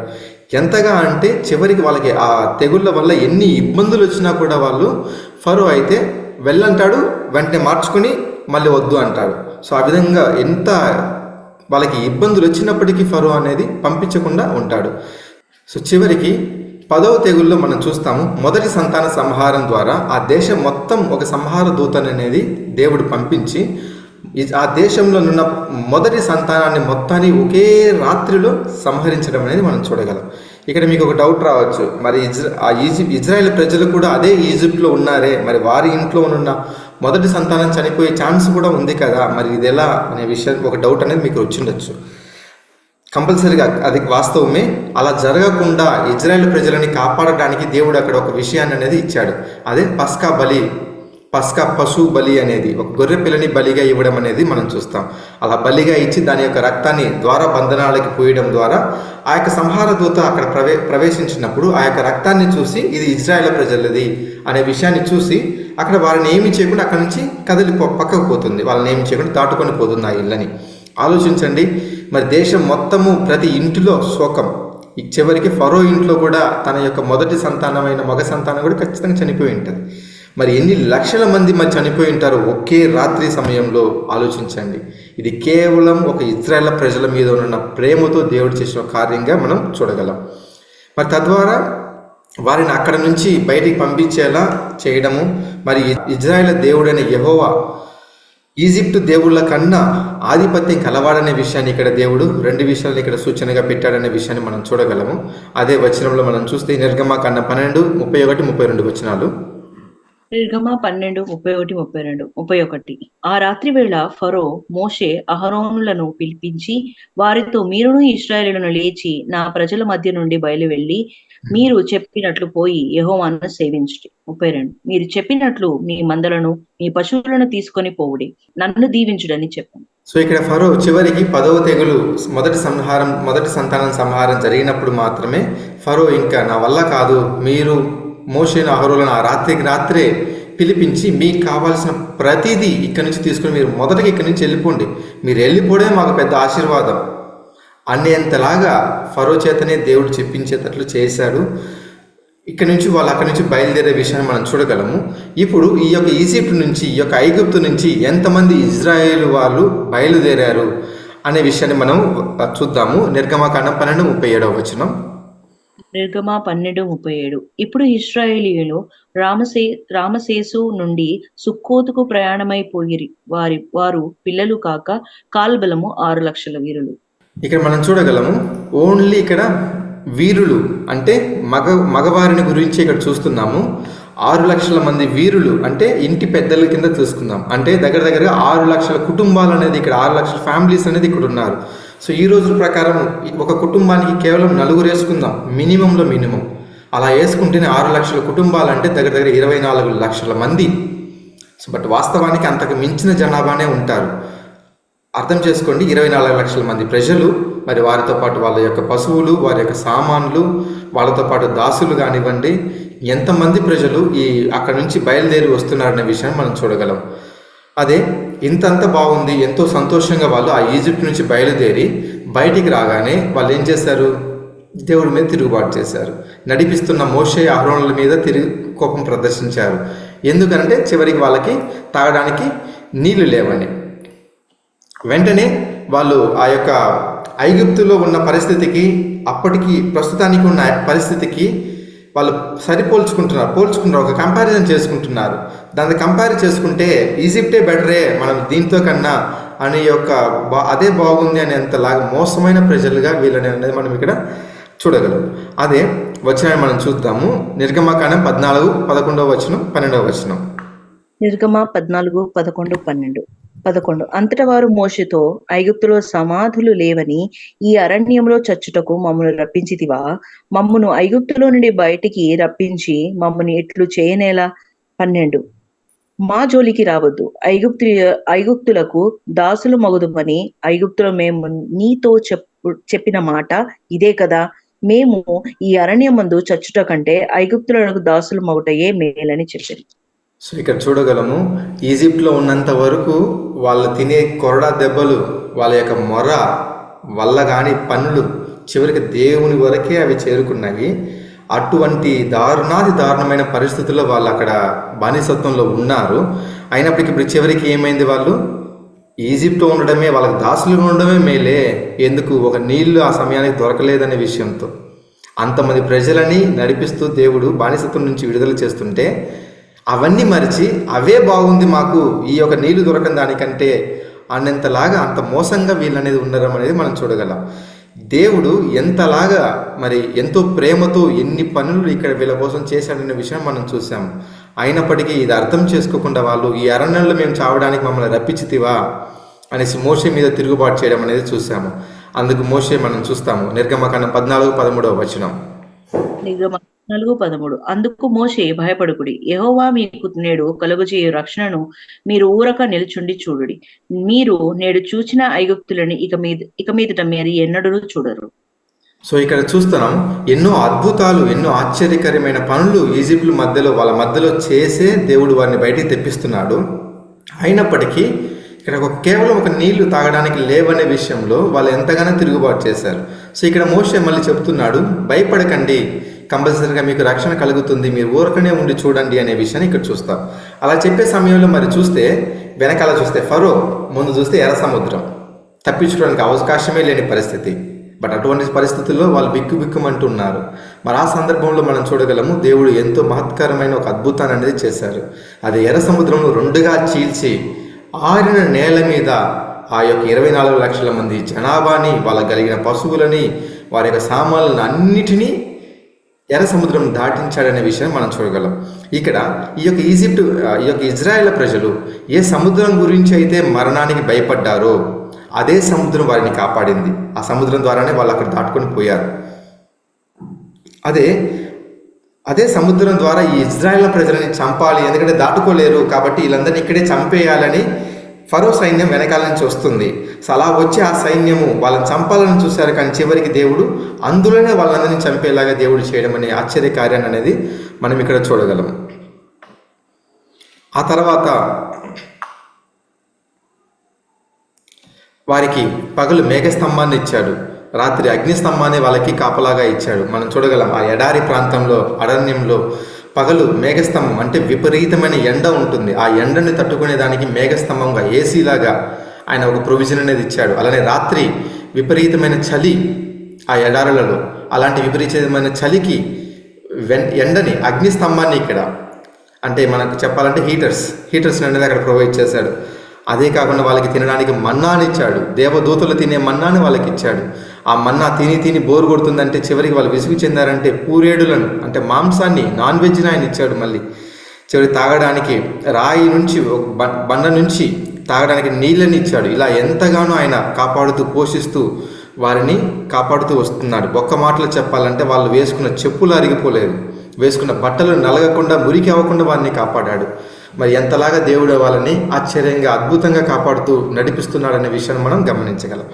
ఇంత దేవుడు వారి కోసం, కేవలం ఇజ్రాయేల్ ప్రజల కోసం, దేవుడు వారి పితరులకు ఇచ్చిన వాగ్దానం కోసం ఇన్ని కార్యాలు చేస్తున్నారే, కానీ వారి యొక్క మనసు ఎలా ఉంది? వెళ్ళేది కనానికి వెళ్తున్నారు, దేవుడు ఇవ్వబోతున్న స్వాస్థ భూమికి. వారి యొక్క మనసు మాత్రం ఐగుప్తులోనే ఉండిపోయింది. సో చివరికి కనాను సరిహద్దులోకి వచ్చినప్పుడు ఒక 12 మందిని మరి మోషేకి దేవుడు చెప్పి, 12 మందిని మీకు నేను ఇవ్వబోయే దేశాన్ని వేగు చూసి, స్పై చేసి మీరు రండి, దాని ద్వారా మీరు ఆ మొత్తం రిపోర్ట్ని చూడండి అనే విషయాన్ని దేవుడు చెప్పి మోషే ద్వారా ఒక్కొక్క గోత్రం నుంచి ఒక్కొక్క ప్రముఖుని అరేంజ్ చేసి 12 మందిని కనానులోకి వేగు కోసం పంపిస్తాడు. అలా వేగు కోసం పంపించిన తర్వాత వాళ్ళు 40 రోజులు ఆ కనాను దేశం మొత్తము తిరుగుతారు. తిరిగి వాళ్ళు మోషే దగ్గరికి వస్తారు. వచ్చిన తర్వాత అందులో చూస్తే 2 మాత్రమే కనానులో, యోషువ, కాలేబు అనే 2 మాత్రమే నిజంగా దేవుడు మనకు చెప్పినట్లుగా పాలు తేనె ప్రవహించు దేశమే ఇది అనేది దానికి సాక్ష్యంగా కూడా ద్రాక్ష ఫలాలని, అంజూరపు ఫలాలని, దానిమ్మ ఫలాలని వాళ్ళు ఒక్కరు కాదు 2 కట్టె మీద మోసుకుని వచ్చేంతలాగా ఒక గెలగా అవన్నీ వాళ్ళు అంత ఇది నిజంగానే అలాంటి ఫలమైన దేశమే అనే ఒక ప్రూఫ్ కింద వాళ్ళు అవన్నీ తీసుకుని వచ్చి చూపిస్తారు. అయినప్పటికీ వాళ్ళు అమాలేకీయుల సంతతి చెందిన వాళ్ళు ఉన్నారు, నెఫీలీల సంతతి చెందిన వాళ్ళు ఉన్నారు. అయినప్పటికీ భయమేమీ లేదు, దేవుడు మనకి ఈ దినము వెళ్ళినా కూడా మనకి వారి మీద జయాన్ని ఇస్తాడు అనే విశ్వాసంతో వీరిద్దరూ సాక్ష్యాన్ని అనేది చెప్పడం చూసాము. అదే మిగిలిన 10 మంది వచ్చేసి దేవుని మీద అవిశ్వాసంతో వాళ్ళ యొక్క ప్రజలలో మనం కంపేర్ చేస్తే మిడతల్లాగా ఉన్నాము, మనము చూడ్డానికి మాకే భయం వేస్తుంది, వాళ్ళని అంత ఆజానుబాహులుగా ఉన్నారు, కంపల్సరీగా ఇది మనకు స్వతంత్రం మనకు జరగదు, దీన్ని స్వతంత్రించుకోలేమనే ఒక అవిశ్వాసంతో చెప్పడం అనేది మనం చూడగలం. సో తద్వారా ఏమైంది? ఎక్కువగా ఎప్పుడైనా మెజారిటీ విషయాన్ని నమ్ముతారా, మైనారిటీ విషయాన్ని నమ్ముతారా అని చూస్తే కంపల్సరీ మైనారిటీ 2 దేవుడు చెప్పిన రీతిగానే చెప్తున్నప్పటికీ వాళ్ళు నమ్మట్లా. ఎందుకంటే మేజర్గా 10 మంది వాళ్ళు దానికి వ్యతిరేకంగానే చెప్తున్నారు. కాబట్టి అక్కడ ఉన్న సమాజం అంతా, ఇజ్రాయిల్ అందరూ మోషేకి, అహరోనులకి వ్యతిరేకంగానే సనుగుతూ వచ్చారు. చివరికి ఎంతగా అంటే వాళ్ళకే కాదు, దేవుని మీద కూడా వీళ్ళు విరోధంగా తిరగడమే కాకుండా తిరిగి ఐగుప్తుకే మనం వెళ్ళిపోదాము, దానికి వాళ్ళని ఒక నాయకుని ఎన్నుకోవడము, నడుచుకొని తిరిగి వాళ్ళ ద్వారా అంటే మోషే వద్దు, మోషే మనకు సరిగా నడిపించట్లేదు, తిరిగి వేరే నాయకుని మనం ఎన్నుకొని మనం తిరిగి ఐగుప్తుకి మనం వెళ్ళిపోదాము అనేంతలాగా వీళ్ళు మోసంగా ఉన్నారనే విషయాన్ని, రాత్రంతా నిద్రపోకుండా ఏడుస్తున్న విషయాన్ని మనం ఇక్కడ చూడగలము. అదే ఇక్కడ మనం చూస్తాము సంఖ్యాకాండం 14:3-4 సంఖ్యాకాండ 14:3-4. ఆ సర్వ సమాజము, అయ్యో ఐగుప్తులో మేమేల చావలేదు, ఈ అరణ్యమందు మేమేల చావలేదు, మేము కత్తివాత పడినట్టు యెహోవా మమ్మును ఈ దేశంలోనికి ఏల తీసుకుని వచ్చెను, మా భార్యలు మా పిల్లలు కొల్లపోవుదురు, తిరిగి ఐగుప్తునకు వెళ్ళుట మాకు మేలు కదా అని వారితో అనేది. 4. వారు మనము నాయకుని ఒకని నియమించుకుని ఐగుప్తునకు తిరిగి వెళ్ళుదామని ఒకనితో ఒకడు చెప్పుకొనగా. సో ఇక్కడ చివరికి చూస్తే దేవుడు మరి ఇంతలాగా వాళ్ళు అంత మోసంగా ఉన్నారు. నిజంగానే వాళ్ళు అనుకున్నట్లే ఐగుప్తులో చావలేదు, ఎందుకు ఈ అరణ్యంలో మనం చనిపోతున్నాము, ఇంతలాగా దేవుడు మనల్ని కత్తిబాట పడినట్లు పిల్లలని భార్యలని కొల్లపోదురు, దొంగతనం చేసేంతలాగా మనకు వచ్చింది పరిస్థితి, దీనికన్నా మనం ఐగుప్తుకు పోవడమే నయమే కదా అనే విషయాన్ని మనం ఇక్కడ చూడగలం. అందుకు ఒక నాయకుని ఏర్పరచుకుని వెళ్దామనే విషయాన్ని చూడగలం. చివరికి దేవుడు వాళ్ళు అనుకున్నట్లే నెరవేర్చడం అనేది చూడడం. అంటే వాళ్ళు చావు అనేది, ఈ అరణ్యంలోనే మనం చావని ఎలా, అదే చచ్చినా బాగుంటుంది అనే విషయాన్ని, అదే విషయాన్ని దేవుడు ఇక్కడ వాళ్ళకు జరిపించాలనే విషయాన్ని వచనం చూడగలము. సంఖ్యాకాండము 14:35. ఇది యెహోవాను నేను చెప్పిన మాట, నాకు విరోధముగా కూడిన చెడ్డదగు ఈ సర్వ సమాజమునకు నిశ్చయముగా దీని చేసేదను, ఈ అరణ్యంలో వారు క్షీణించిపోవుదురు, ఇక్కడనే చనిపోవుదురు అనను. ఆ ఇజ్రాయేల్ ప్రజలు దేవునికి విరోధంగా వాళ్ళు ఏమైతే చెప్పారో మేము ఇక్కడ చనిపోవడమే నయమే అనే విషయాన్ని నిజంగానే దేవుడే చెప్తున్నాడు.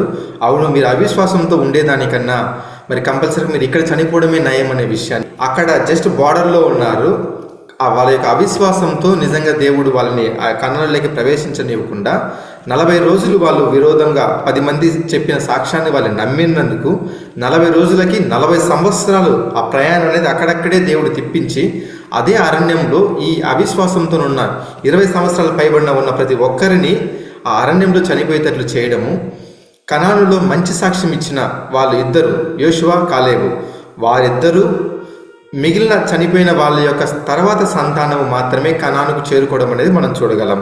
మరి ఇన్ని కార్యాలు మనం చూస్తాం. అక్కడ ఐగుప్తీయులు ఎంతోమంది, మొదటి సంతానం ఎంతోమంది, ఎన్నో లక్షల మంది చనిపోయారు, ఎన్నో తెగుళ్ళు అక్కడ అనుమతించాడు, ఈ ఫరో యొక్క సైన్యం ఎర్ర సముద్రంలో చనిపోయారు. ఇక్కడ చూస్తే ఇంతమంది అవిశ్వాసులైన ఇజ్రాయేల్ ప్రజలను సైతము దేవుడి యొక్క అరణ్యంలో మరణింపచేశాడు. మరి ఇంత చేసిన దేవుడు ఇంత తెలిసి కూడా ఎందుకు ఇవంతా చేశాడు అనే సందేహం అనేది మనకు కంపల్సరీగా రాకుండా ఉంటుందా? ఖచ్చితంగా వస్తుంది. దానికే మనం కొత్త నిబంధనలు మనం చూస్తే 1 కొరింథీయులు 10:1. 1 కొరింథీయులకు 10:1. సహోదరులారా, ఈ సంగతి మీకు తెలియకుండుట నాకు ఇష్టము లేదు. అదేదనగా మన పితరుల యందు మేఘము కింద నుండిరి, వారందరూ సముద్రంలో నడిచిపోయిరి. సో ఇక్కడ అపోస్తలుడు పౌలు మనం ఈ మాటల్లో మనం చూస్తే అరణ్యంలో జరిగిన ఆ యొక్క విషయాలను మనం తెలుసుకోవాలని చెప్తున్నాడు. ఎందుకనంటే ఇక్కడ చెప్తున్నాడు, వారందరూ సముద్రంలో మేఘం కింద ఉన్నారు, అంటే అగ్నిస్తంభం మేఘస్తంభం కింద ఉన్నారు, వారందరూ సముద్రంలో నడిచారు. తర్వాత వచనాలు చూస్తే మనము చూడగలము, మేఘంలోను సముద్రంలో వారి యొక్క బాప్తిసం పొందారు, ఒకే ఆహారమును మన్నాను వాళ్ళు భుజించారు, ఒకే పానీయమును, ఒకే బండ రాయి యొక్క నీటిని వాళ్ళు తాగారు. ఎందుకనంటే ఆ తాగిన బండ ఎవరో కాదు, క్రీస్తు అనే విషయాన్ని మనం ఇక్కడ చూసాము. అదే ఇది మనకేంటి ఈ విషయము, దీనివల్ల పాఠం ఏంటని మనం చూస్తే తర్వాత వచనం చదవగలము. 1 కొరింథీయులు 10:5. అయితే వారిలో ఎక్కువ మంది దేవునికి ఇష్టలుగా ఉండకపోయేది గనుక అరణ్యంలో సంహరింపబడేది. సో ఇక్కడ చూస్తే మనకు మెజారిటీగా 10 మంది చెప్పిన సాక్ష్యాన్ని నమ్మి, వారితో పాటు అది నమ్మిన ప్రతి ఒక్కరూ దేవునికి అగైనెస్ట్గానే ఉన్నారు, అయిష్టులుగానే ఉన్నారు. సో ఉండడం ద్వారా వారందరూ అది అరణ్యంలో వాళ్ళు చంపబడ్డారు, సంహరించబడ్డారు అనే విషయాన్ని చూడగలం. అంటే దేవునికి వారి అందరి ద్వారా సంతోషం కలగలేదు కాబట్టి వారి అందరి దేహాలు ఎడారిలో చల్లాచెదరయిన విషయాన్ని మనం చూడగలం.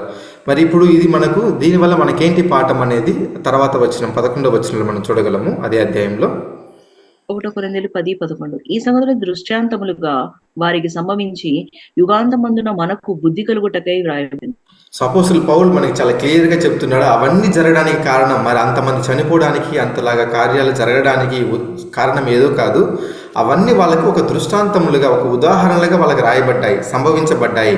కానీ యుగాంతమందున మనకు బుద్ధి కలుగుటకై రాయబడెను, అంటే అవి మనకు హెచ్చరికలుగా ఉన్నాయి అనే విషయాన్ని ఇక్కడ మనం చాలా క్లియర్గా అర్థం చేసుకోగలం. మనకు హెచ్చరికలుగా ఉండడానికే పాత నిబంధన గ్రంథంలో వీటన్నిటిని దేవుడు అనుమతించాడనే విషయాన్ని మనం ఇక్కడ చూడగలం. ఇందులో మనకేంటి హెచ్చరిక అని అంటే, వాళ్ళు ఎలా నడిచారో అలా మనం నడవకూడదు అనే విషయాన్ని మనకు ఒక ఎగ్జాంపుల్స్ మనకు చూపిస్తూ, మనం ఇలా నడవకూడదు అనే విషయాన్ని మనకు హెచ్చరికలుగా ఇవ్వడమే మన దీని యొక్క ముఖ్య ఉద్దేశం. వారు అరణ్య మార్గంగా గుండా వెళ్ళేది కనానికే, కానీ వారి మనసు ఐగుప్తులు. అదే మనం ఇక్కడ నుంచి, ఈ భూమి నుంచి మన యొక్క ఆశ ఏంటి? పరమ కణానికైన పరలోకానికి వెళ్ళాలని క్రైస్తవులుగా ఉన్న నేటి మన యొక్క ఆశ. కానీ తిరిగి మనం లోకాన్ని మనం చూడకూడదు. కాబట్టి ఈ వెళ్ళే దారిలో వారిలాగా సనగకుండా, దేవునికి విరోధంగా అవిశ్వాసంతో తిరుగుబాటు చేయకుండా మనము నడుచుకోవాలనే విషయాన్ని ఇక్కడ దేవుడు మనకు ఒక హెచ్చరిక ఇస్తున్నాడనే విషయాన్ని మనం చూడగలం. ఇక్కడ వాళ్ళు ఏం చేశారు? ఈ యొక్క నడుచుకునే విధానంలో మనం చూస్తే 1 కొరింథీయులు 10:6 వారు ఆశించిన ప్రకారము మనము చెడ్డ వాటిని ఆశించకుండానట్లు ఈ సంగతులు మనకు దృష్టాంతములుగా ఉన్నవి. సో వాళ్ళు చెడ్డవాటిని ఆశించారనే విషయాన్ని ఇక్కడ చాలా క్లియర్గా చెబుతుంది. వారు అంటే ఇక్కడ ఇజ్రాయేల్ ప్రజలు, వారు చెడ్డవాటిని ఆశించారు. కానీ మనము చెడ్డవాటిని ఆశించకూడదు, మనం మంచి వాటిని మాత్రమే ఆశించాలి. కాబట్టే ఇవన్నీ వాళ్ళకి ఎగ్జాంపుల్స్గా జరిగాయి. ఇదే మనకు హెచ్చరిక, మనం ఈ చెడ్డవాటిని ఆశించకూడదు అనే విషయాన్ని. ఇక్కడ దేవునికి ఇష్టం లేని విషయాన్ని ఏం చేశారు అంటే, ఒక విగ్రహారాధన వాళ్ళు చేశారు. ఆ విగ్రహారాధన మనం చేస్తే మనకి పరమ కళానికి వెళ్ళగలమా? అక్కడ వాళ్ళు విగ్రహారాధన చేశారు, కళానికి వెళ్ళలేకపోయారు. అదే పరమ కళానికి, పరలోకానికి వెళ్ళాలనుకున్న మనకి విగ్రహారాధన చేస్తే మనం పరలోకానికి వెళ్ళగలమా? ఖచ్చితంగా వెళ్ళలేము. కాబట్టి ఇవి మనకు హెచ్చరిక ఉండడానికి దేవుడు అక్కడ జరిపించాడు. అవి మనకి హెచ్చరికలుగా మనకి ఇక్కడ ఉంచాడు. ఈ యొక్క అపోస్తలులు పౌలు ఈ యొక్క 1 కొరింథీయులు రాసిన పత్రికలో 10వ అధ్యాయం మొత్తము పాత నిబంధనలో జరిగిన అతిపెద్ద చరిత్ర మన కోసమే తీసుకువచ్చి పెడుతున్నాడు. ఇక్కడ మన కోసం ఒక హెచ్చరికలుగా, ఒక పాఠాలుగా మన పరమకణానికి చేరుకోవడానికి ఎలా మనం ఉండాలనే విషయాన్ని.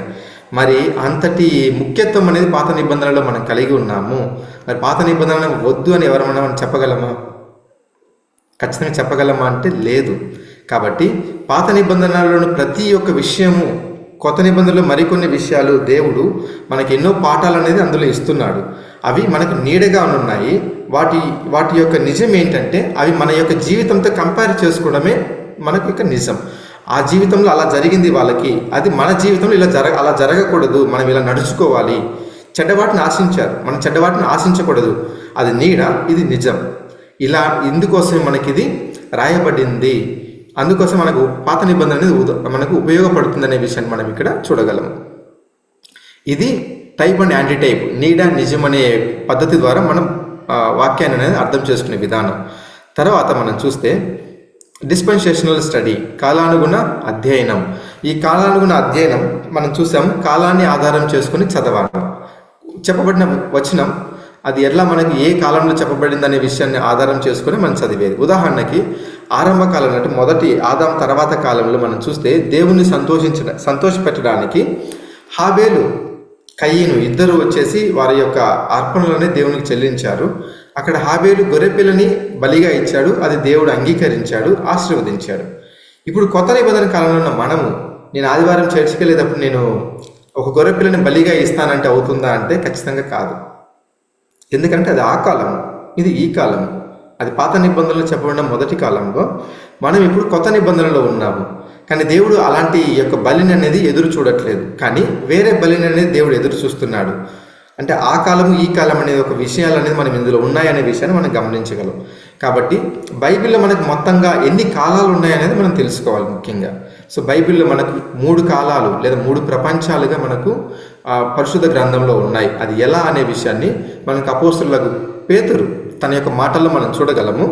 2 పేతురు 3వ అధ్యాయం 6వ వచనం చదవగలము. 2 పేతురు 3వ అధ్యాయం 6వ వచనం. ఆ నీళ్ల వలన అప్పుడున్న లోకము నీటి వరదలో మునిగి నశించెను.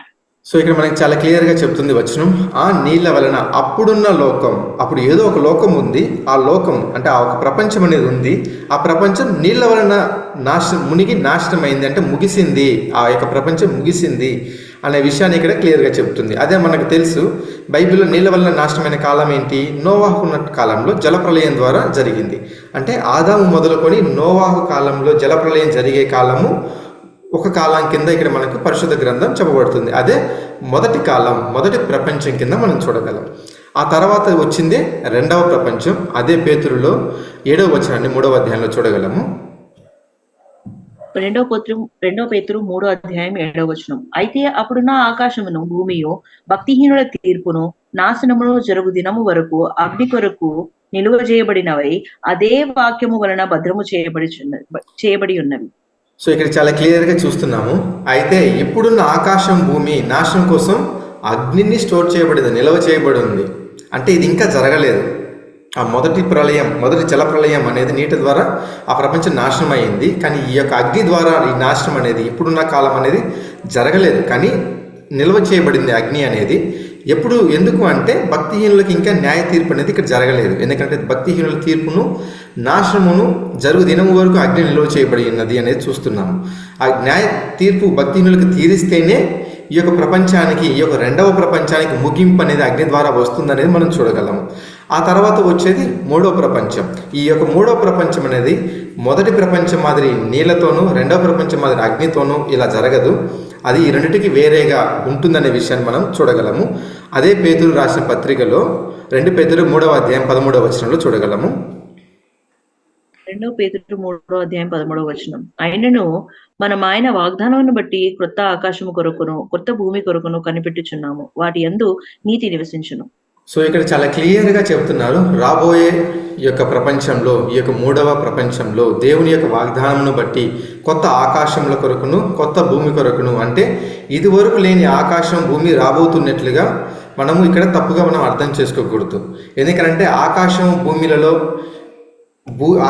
భూమి మారట్లేదు, కానీ అందులోని విషయాలు అనేది మారతాయనే విషయాన్ని మనం గమనించాలి. ఇందులో ఇక్కడ చూస్తే ప్రజలు దేవుని యొక్క చిత్తం మాత్రమే మారుతుంది. అదే భూమి, అదే ఆకాశం, కానీ అందులోని విషయాలు మాత్రమే మారుతాయి. ఎందుకనంటే దేవుని యొక్క చిత్తానుసారంగా ప్రజలు మారుతారనే విషయాన్ని మనం ఇక్కడ చూడగలము. దానికి ప్రూఫ్ జోడి వచనం ఏంటి అంటే ప్రసంగి 1వ అధ్యాయం 4వ వచనం చూడగలము.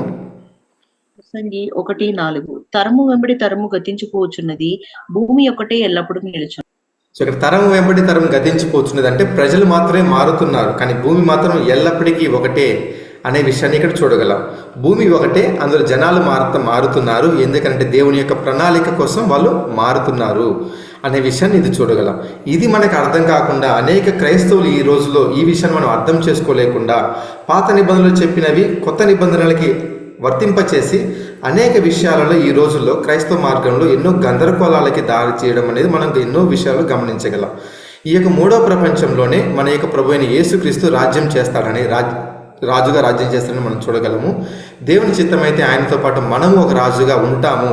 ఎలా అంటే దానికి తగినట్లుగా మనం నడుచుకుంటే, ఆ సత్యానికి తగినట్టు మనం నడుచుకుంటే. ఎందుకనంటే అందులో నీతి నివాసం చేస్తుంది. ఎందుకు? నీతిమంతుల రాజ్యం కాబట్టి. ఇది ఈ యొక్క 3 ప్రపంచాలు, 3 కాలాలు ఈ యొక్క బైబిల్లో మనకు చెప్పబడేది మనం చూస్తున్నాం. ఈ యొక్క 3 ప్రపంచాలలో మనం ఒక ఉదాహరణని మనం చూద్దాం. అదే హాబేలు గొర్రెపిల్లని దేవునికి బలిగా ఇచ్చిన బలిని అంగీకరించాడు, ఆశీర్వదించాడు. అదే కొత్త నిబంధనలను మనము అలాంటి బలి చెల్లించాల్సిన అవసరం అయితే లేదు. ఎందుకంటే అది మొదటి ప్రపంచంలో పిల్ల, కానీ ఇక్కడ మనకు గొర్రెపిల్లని నాకు బలిగా ఇవ్వండి అని చెప్పట్లేదు. మరి మనం బలి ఇవ్వాలి అనే విషయాన్ని చాలా చక్కగా మనకు అపోస్తలులకు పౌలు మనకి ఇక్కడ రాశాడు. రోమీలకు రాసిన పత్రికలో 12వ అధ్యాయం 1వ వచనం చదవగలము. రోమీలకు రాసిన పత్రిక 12:1 కాబట్టి సహోదరులారా, పరిశుద్ధమును దేవునికి అనుకూలమైన సజీవ యాగముగా మీ శరీరంలో ఆయనకు సమర్పించుకొనుడని దేవుని వాత్సల్యమును బట్టి మిమ్మల్ని బతిమాలుకొనుచున్నాను. ఇట్టి సేవ మీకు యుక్తమైనది.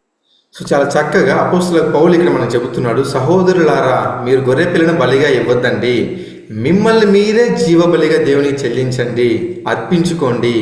అంటే మన ప్రభు అయిన యేసుక్రీస్తు ద్వారా మనకు వచ్చిన తలాంతులు, మనకు సమయం కానివ్వండి, డబ్బు కానివ్వండి, మనకున్న ఇన్ఫ్లుయెన్స్ కానివ్వండి, దేవుడు మనకి ఏమేమైతే ఆశీర్వదించాడో వాటన్నిటినీ ఆయన కొరికే మనం ఉపయోగించుకోవడం, ఈ యొక్క శుభవార్తని ఇతరులకు ప్రకటించడానికి మనం ఉపయోగించుకోవడం, ఇదే మనం చేసే సజీవ బలి. అక్కడ చేసే ఆ బలి అనేది అక్కడ ప్రాణం పోతుంది ఆ యొక్క బలి ద్వారా.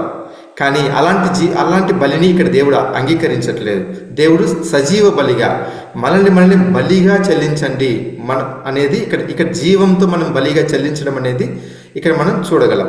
ఇదే దేవునికి అనుకూలమైన సజీవమైన బలి, అదే యుక్తమైన సేవ అనేది ఇక్కడ చాలా చక్కగా చెబుతున్నాడు. సో ఇప్పటి వరకు మనం మొత్తంగా బైబిల్ గ్రంథంలో మనం బైబిల్ని ఎలా చదవాలి అనేది 7 రకాల పద్ధతులు మనం చూసాము. అవన్నీ రాబోయే పాఠాలకు ఎంతగానో అది ఉపయోగకరంగా ఉంటుంది. మనం ఒక రీక్యాప్ చేసుకుంటే, పరిశుద్ధ గ్రంథం అనేది మనం నేరుగా అర్థం చేసుకోలేము. అది మనం పరిశోధించి మళ్ళీ వెతికి మనము వాక్యాన్ని అనేది మనం పరిశోధించాలి అనే విషయాన్ని చూసాము. ఎందుకనంటే ప్రతి ఒక్క జోడీకి జతపక్షి దానికి ఉంటుంది. మనకుండే ప్రతి ప్రశ్నకి పరిశుద్ధ గ్రంథంలోనే దాని యొక్క జవాబు అనేది మరచి పెట్టాడనే విషయాన్ని మనం చూసాము. అలా చూడడానికి, మనం అర్థం చేసుకోవడానికి 7 రకాల పద్ధతులు అనేది మనం చూసాము. అందులో టాపికల్ స్టడీ, ఉపమానాలు, తర్వాత సందర్భానుసారంగాను, తర్వాత సూచనలు బేస్ చేసుకొని చదవడం కానివ్వండి, తర్వాత టైప్స్ అండ్ యాంటీ టైప్ అనే విషయంలో మనకు నీడ నిజ విషయంలోను, తర్వాత దీర్ఘదర్శనాల పద్ధతిలో మనం బైబిల్ని ఎలా చదువుకోవాలి, తర్వాత దీర్ఘకాలానుసారంగా మనం యొక్క పరిశుద్ధ గ్రంథాన్ని మనం ఎలా చదవాలి అనే విషయాన్ని, ఇలా మనం 7 రకాల పద్ధతులలో మన పరిశుద్ధ గ్రంథాన్ని అనేది మనం చూస్తూ వచ్చాము. ఇప్పుడు ఇవనేది మనకు వచ్చే పాఠాలకి మనం ఉపయోగకరంగా ఉంటుందనే విషయాన్ని మనం చూడగలము. అందులో వాక్యానుసారంగా కొన్ని రకాల ఉదాహరణలు మనం తీసుకొని వాటిని ఎలా మనం అర్థం చేసుకోవాలనేది మనం చూసాము. ఇప్పుడు తర్వాత పాఠము ఈ యొక్క మొదటి ప్రపంచం, మనకు పేతురు మనకు చెప్పిన విషయంలో మొదటి ప్రపంచంలో జలప్రలయం ద్వారా జరిగిందనే విషయం మనం చూసాము. ఈ యొక్క మొదటి ప్రపంచంలో ఆ నోవాహు సమయంలో ఎందుకు దేవుడు జలప్రలయాన్ని అనుమతించాడు? అందులో కేవలం ఒక 8 మందే, నోవాహు తన సంతానమైన 3 కుమారులు, వారి యొక్క భార్యలు, నోవాహు భార్య, వీళ్ళ యొక్క 8 మంది మనకు బైబిల్లో చెప్పబడిన కొన్ని జంతువులు, కొన్ని పక్షులు, ఇవి తప్ప మిగిలిన అందరినీ ఈ యొక్క జలప్రలయంలో దేవుడు నాశనం చేశాడు. ఎందుకు? సృష్టించింది ఆయనే, నాశనం చేసింది ఆయనే. మరి కారణం ఏంటి? మనకు తెలుసు. మీరు సమాధానం చెప్పొచ్చు, ఏమని? ఆ యొక్క ప్రపంచంలో అక్రమం అనేది బాగా పెరిగిపోయింది విపరీతంగా, కాబట్టే ఆ కాలాన్ని దేవుడు నాశనం చేశాడు నీటి ద్వారా అనేది మనం చూడగలం. ఒకసారి ఆలోచించండి, అప్పటికన్నా అక్రమం మరి ఈ యొక్క రెండవ ప్రపంచంలో మరి పెరిగిందంటారా, తగ్గిందంటారా? మరీ దారుణంగా ఉంది ఆ యొక్క కాలంతో పోలిస్తే. సో కాబట్టి దేవుడు దీన్ని అనుమతించడానికి, జలప్రలయాన్ని నాశనం చేయడానికి, ఈ అక్రమం పెరిగింది అనేది ఒక రీజన్ అనేది కాదనే విషయాన్ని మనం చూడగలం. కాబట్టి కారణం మరేదో ఉంది. ఆ యొక్క కారణాన్ని మనం తర్వాత వచ్చే పాఠంలో, ఎందుకు దేవుడు ఈ యొక్క జలప్రలయాన్ని అనుమతించాడు, ఎందుకు ఇంతమందిని చనిపోవడానికి కారణమయ్యాడు, ఆయన యొక్క ఉద్దేశం ఏంటి, దీని వెనకాల కేవలం నోవాహుని, కొన్ని రకాల జంతువులని, పక్షులు మాత్రం ఎందుకు అనుమతించాడు, వీటన్నిటికీ మరెన్నో ప్రశ్నలకి మనం వచ్చే శనివారము ఇదే 6:30 గంటలకి మనం సాయంత్రము ఇదే జూమ్ మీటింగ్లో ఇదే ఐడి ద్వారా మన అందరము కనెక్ట్ అయ్యి మరి పరిశుద్ధ వాక్యాన్ని మనం ధ్యానించగలమనే విషయాన్ని ఉంచుతూ, ఈ యొక్క సత్యవచనాలు ఇచ్చిన మన యొక్క తండ్రి ఆయన దేవునికి, ఆయన యొక్క కుమారుడు, మన యొక్క రక్షకుడు ప్రభు అయిన యేసుక్రీస్తు ద్వారా కృతజ్ఞతలు చెల్లిస్తూ, మరి ఓపికతో విన్న ప్రతి ఒక్క సహోదరులందరికీ కృపను, సమాధానము కలుగునుగాక అని విశ్వసిస్తూ ఈ యొక్క పాఠాన్ని ఇక్కడితో ముగిస్తున్నాం.